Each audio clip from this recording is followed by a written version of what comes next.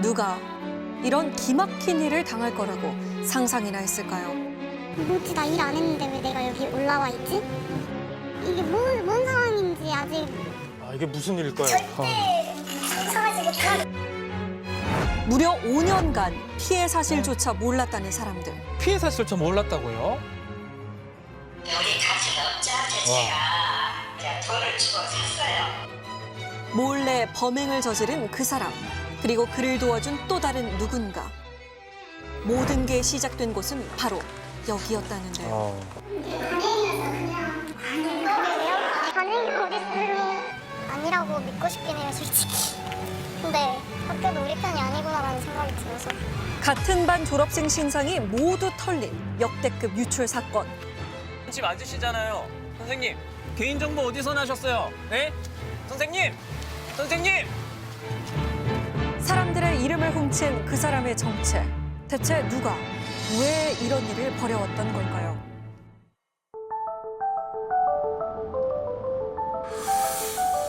황당함을 넘어 어이가 없답니다.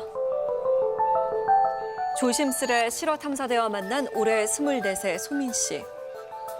얼마 전까지만 해도 수년간 이름을 도둑맞은 피해자였다는 사실을 전혀 몰랐다는데요. 저한테 이런 일이 생길 거라고는 생각 못 했는데 생길 수 있구나. 너무 약간 당황스럽죠, 저는. 아마 코로나가 없었으면 아무것도 모르고 넘어갔을 것 같아요. 약 한 달 전, 소민 씨는 친구에게 아주 이상한 이야기를 들었다고 합니다. 코로나 생계 긴급 지원금 그런 거 지급받으려고 신청을 했다가 갑자기 탈락을 했다.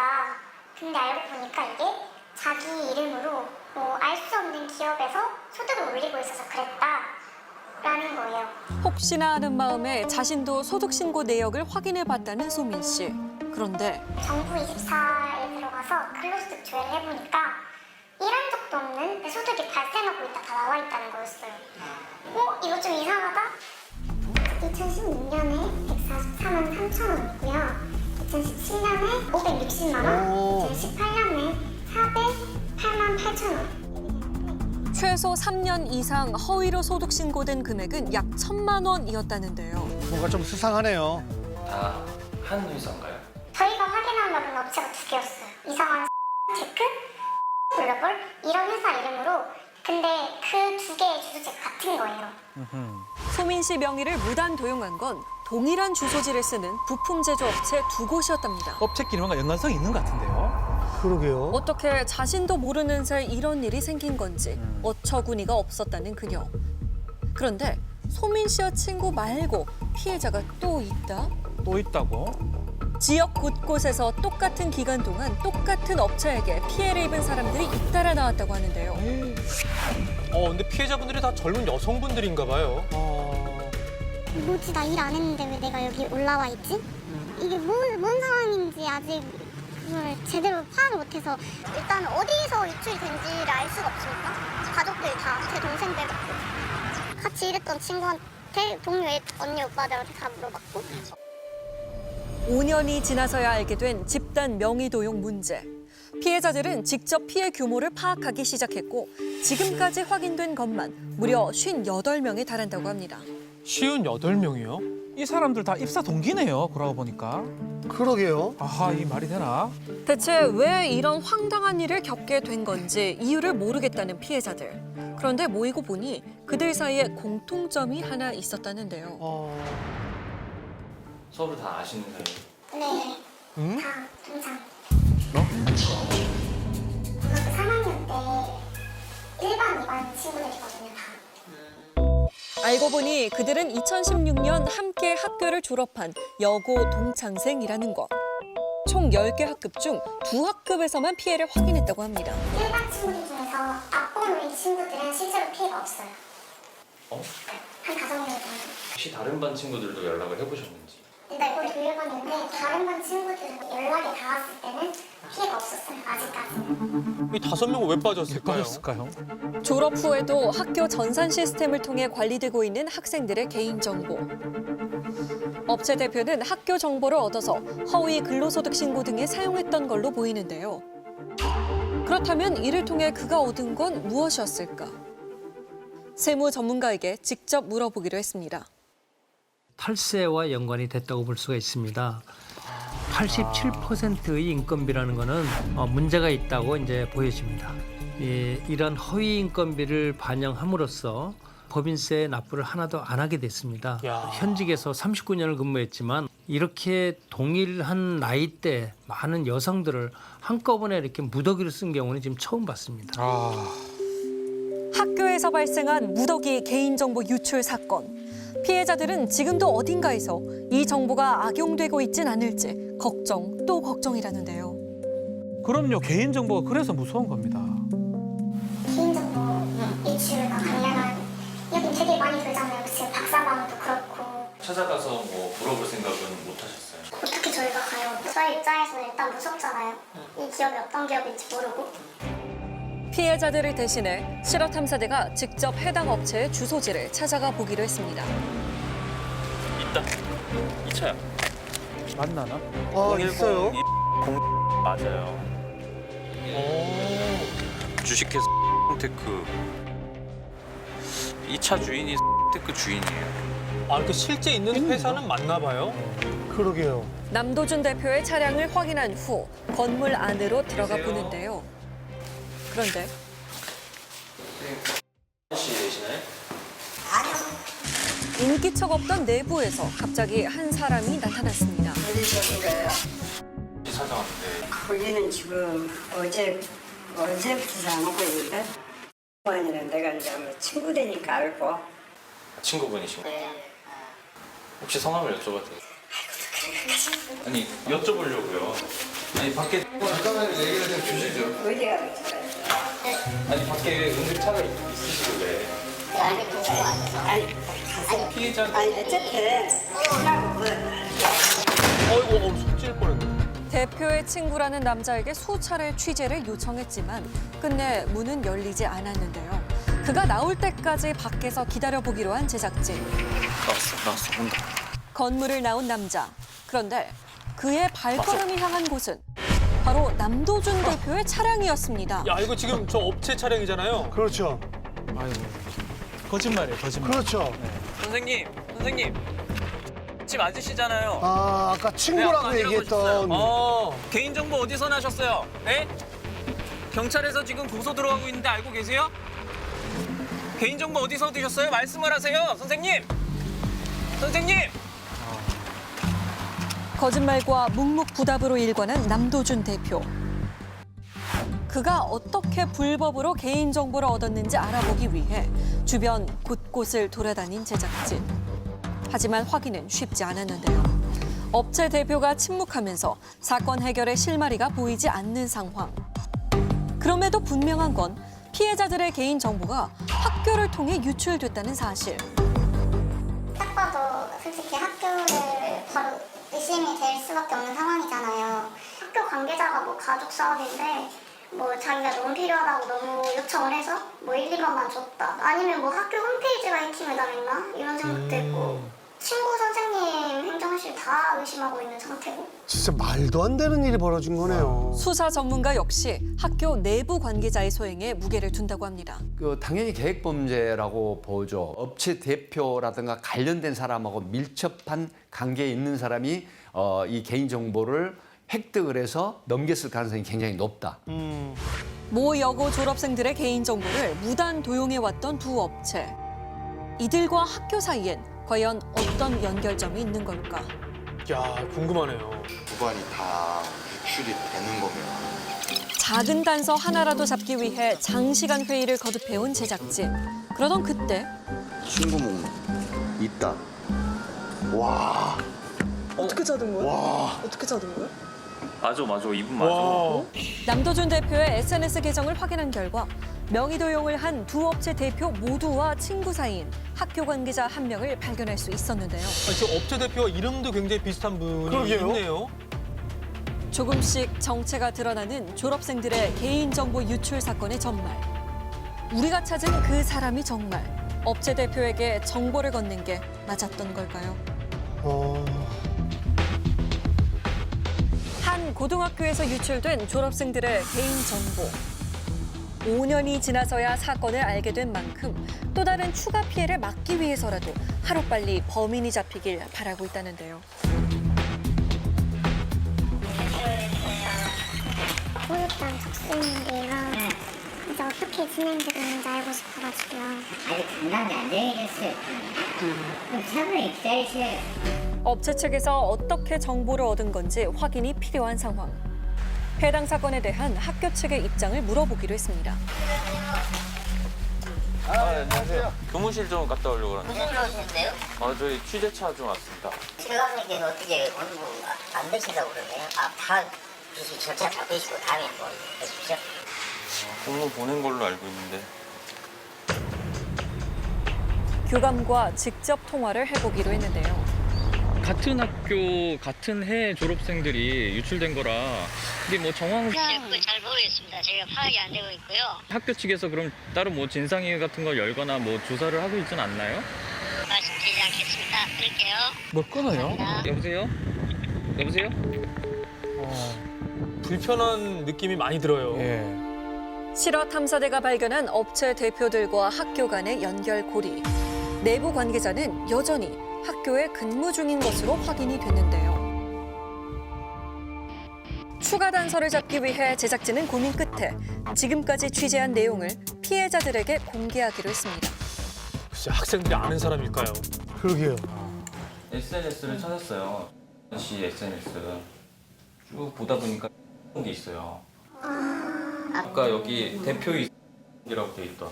그래서 그걸 보다 보니까 밑에 소재범이야. 누구야? 진짜 아니야. 라고 돼 있고 여자 고등학교가 있는 거예요. 야, 근데 절대 상상하지 못한 가능성 대답해도 아, 누군데 그렇죠? 지금 5년 만에 들었는데 다 아는 이름인가 봐요. 일단 전 최근에 통화를 했거든요. 누구랑? 저는 이제 1학년 때 쌤 반이었고요. 거의 스승이 날 때마다 왔었죠, 학교에. 혹시 아닐 수도 있을 거라는 생각이 드세요?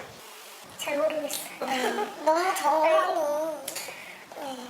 근데 이분이 저희 학교 다닐 때 그냥 선생님이 아니라 어느 정도 짱쌤이셨거든요. 이제 어느 정도의 그럴 권한이 충분히 있는 분이라고 생각을 하니까. 아무것도 믿을 수 없다는 피해자들. 직접 교사를 만나 사실관계를 확인해 봐야겠다는데요. 학교 측에 해당 교사와의 면담을 요청한 피해자들. 그리고 잠시 후 교사가 교실 안으로 들어왔습니다. 지금 저분이 선생님인가 봐요. 선생님이 아니라는 근거가 있었으면 저희는 좋겠어요. 혹시 있어요? 그러면 어떻게 처음에 일주일하신 적이 없다고 하시는 거죠? 두 분이랑 선생님이랑 아는 사이고 어떻게 하시는 거죠? 별로 신경 없다는 게 대표님도 업체 대표는 서로 부부 관계이며 자신은 남도준 대표의 여동생이라고 밝힌 교사. 하지만 모든 것은 우연의 일치일 뿐 개인정보 유출과는 전혀 관련이 없다는데요. 아이고, 참. 교사의 주장을 선뜻 믿기는 어려운 상황. 어렵지. 안녕하세요. 여보세요? 네. 어쨌든 먼저 죄송하다는 이야기 먼저 하고요. 선생님께서 동생분인 걸 알고 나서 예. 선생님을 사실 가장 먼저 의심을 했어요. 거기는 제가 무슨 일 한가도 잘 모르는데. 전혀 관련이 없으신 거예요? 예. 업체 대표는 제조업체가 아닌 인력 소개소를 운영하며 일용직 근로자들의 인건비를 주기 위해 피해자들의 명의를 도용해 왔다고 합니다. 돈을 주고 샀어요. 어떤 경로로 구매하신 걸까요? 우리 같은 업자한테 제가 자기들 좀 받아 쓰고 있다고 나한테 전화번호를 하나 줬어요. 그의 주장에 따르면 지역 내 한 공단에 있는 판매업자로부터 개인정보를 구매했다라는 건데요. 아니, 개인정보를 이렇게 사고 팔 수 있단 말이에요? 말이 안 됩니다. 뭔 소리 합니까? 아니, 저 자체가 지금 불법이잖아요. 그렇죠. 다 불법이죠. 주민등록번호하고 그 두 개 받았어요. 거기는 뭐 10,000명 단위, 뭐 10만 명 단위 이렇게 자료를 판다고 해서 아니, 그게 말이 됩니까? 광주에 있는 여자들로 해주라고 내가 그렇게 부탁한 기억이 나요. 남자들은 막 군대 가고 그러면은 크로스 체크가 되고 그런 거 제가 알기 불법을 저지른 건 맞지만 동생에게 개인정보를 받은 건 결코 아니라는 입장. 특별히 이걸 도용해가지고 손해를 끼치려고 했던 건 아니고 관행이었어 그냥. 관행이요? 관행이니까 어떻게 이 정도가 유출되냐고 모르겠는데 그거 불법 체류잖아. 신용 불량자들만 보기 때문에 그 사람 월급을 주기 위해서는 주는 행동이 좀 대신 필요한 부분들이 제대로 못하게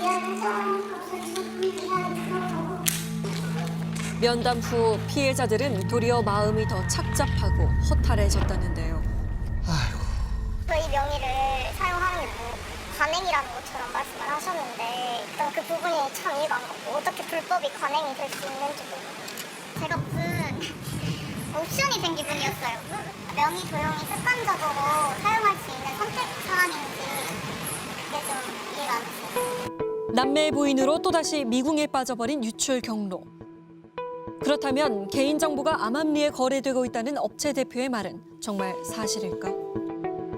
피해자들의 정보를 구매했다는 공단 지역을 찾아가 직접 물어보기로 했습니다.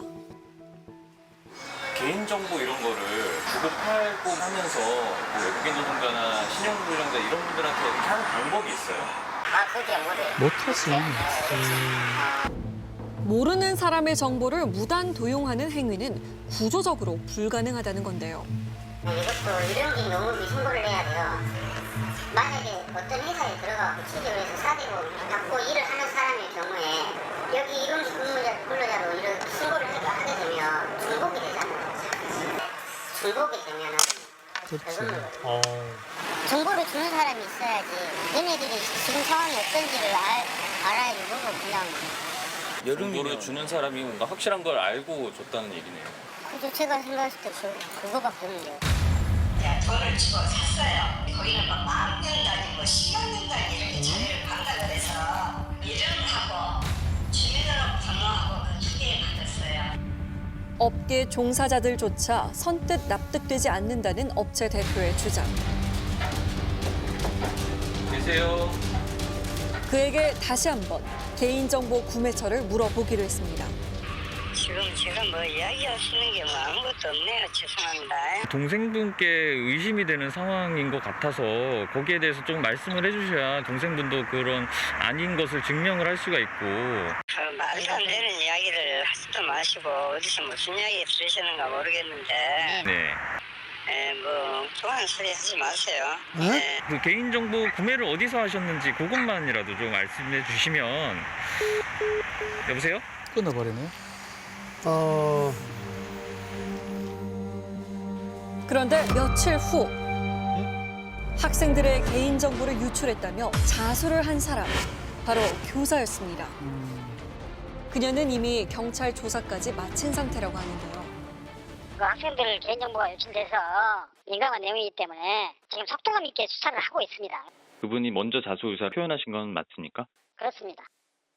수차례 개인정보 유출을 부인했던 업체 대표와 교사가 주장을 번복한 이유는 무엇일까요? 왜 그랬을까요? 네, 선생님 안녕하세요. 지난주에 전화드렸던 MBC 소영준 PD입니다. 주 선생님이 유출하신 거에 대해서는 지금 밝혀졌고 그거에 대해서 사장님의 입장은 어떠십니까? 이제 잘못된 부분은 제가 뭐 처벌을 받고 해야겠죠. 후보 중이고 그러니까 지금은 뭐라고 말씀을 못 드리고 나중에 말씀드리겠습니다. 혹시 뭐 피해자 학생들한테 하실 말씀은 없으십니까? 공단 내 판매업자가 아닌 학교를 통해 정보를 주고받은 걸 시인한 남매. 두 사람으로 인해 피해를 입은 졸업생들은 그들이 제대로 벌을 받고 진정 어린 사과를 해주길 바란다는데요. 범인이 잡힌 후 피해자인 소민 씨와 전화 연결을 해봤습니다. 안녕하세요. 지금 심경이 어떨까요? 배신감이 들었어요. 찾아갔을 때라도 그런 적이 있다라고 하시지. 그럴 거면 사과의 문자가 오셨는데요. 자신은 그럴 목적으로 사용하라고 하는 게 아닌데 어쩌다 보니까 그런 목적으로 사용하게 됐다. 그거에 대해서 자신이 처리하고 책임 지겠다. 근데 일단 명단 자체를 준 게 잘못된 거지 용도가 어떻든 그 모든 상황이 이해가 안 가고 화가 안 나요. 명의를 도용한 사람은 찾을 수 있을지 몰라도 우리 개인정보를 유출한 사람 못 찾을 것 같기도 하다. 아마도 제작진분들의 도움이 없었다면은 저희는 못 찾았을 것 같아요. 진짜 진심으로 감사드리고